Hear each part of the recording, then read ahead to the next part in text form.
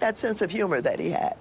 You've had a couple of days now to consider what happened on Tuesday of this week, just to pivot to another subject here.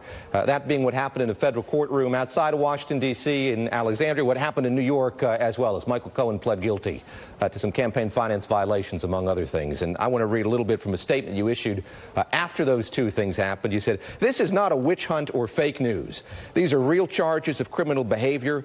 These are based on real facts, real evidence, and real testimony. And in the final analysis, all of this will lead to real articles of impeachment." We'll get to that last part here in just a sec. But let's start with what changed this week. What happened on Tuesday, how that changes the narrative surrounding this president. Well, I think that it has been difficult for many Americans to keep up with everything that's been going on in this investigation. There's so many parts to it, so many new names that are introduced almost on a daily basis. But I think what happened have to focus people on some individuals that they had been hearing about and the charges that were being initiated. And absolutely, when this president was named as a co-conspirator, an unindicted conspirator in the hush money information that had been circulating for so long, I think that changed an awful lot. I think that when Cohen came forward and he was able to certainly appear to be very truthful about his role and the role of this president, I think that people began to understand it's something real about all of this. There's some truth being told here.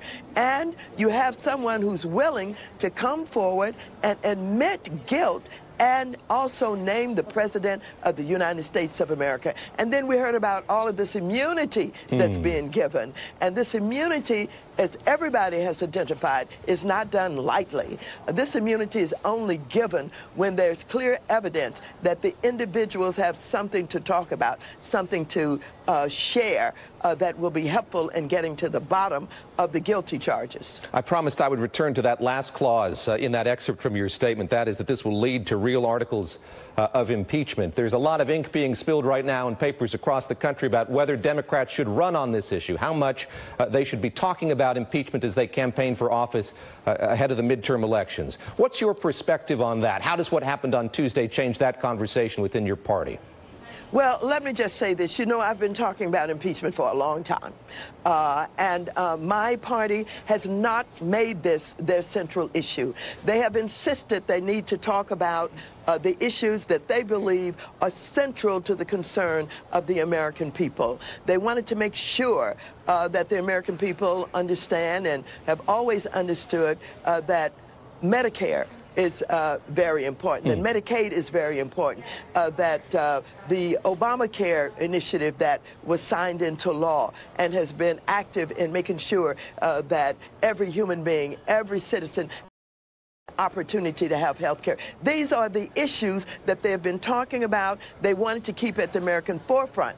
You know, I've been saying we can walk and chew gum at the same time. There's no reason why we shouldn't talk about those issues, but allow the American people to understand that we know something is going on and that we have seen this president act in ways that precedent has, I mean, is such that we've never seen anybody act in the way that this president is acting, say the things that he said, tell the lies that he's been told. And I think that I believe that the American people want us to at least acknowledge that we know something is going on here and that somebody is responsible for putting this nation in danger and aligning themselves with Putin and the oligarchs and the Kremlin. What is this all about? And I think we have a responsibility to talk about it, and our committees of Congress should have had hearings about it. So I think we can do both. And I know that there are those who are concerned that somehow if you talk about impeachment, you're just going to, you know, fire up the hardcore constituency of this president. Well, they're fired up already. Don't forget, this president said he could he said he could stand on Fifth Avenue and shoot down Fifth Avenue and I guess shoot somebody and still get away with it. So all I'm saying is that I think that we have a responsibility to talk about what is going on, to explain what impeachment is,